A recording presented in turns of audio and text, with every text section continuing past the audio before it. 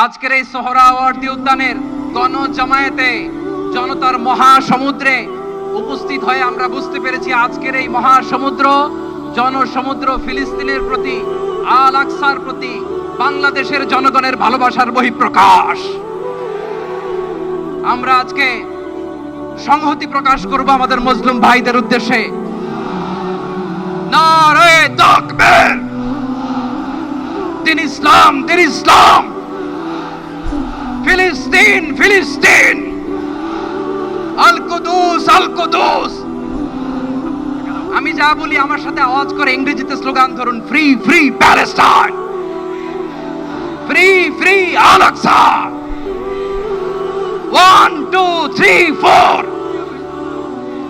genocide no more, from the river to the sea, Palestine will be free. Nare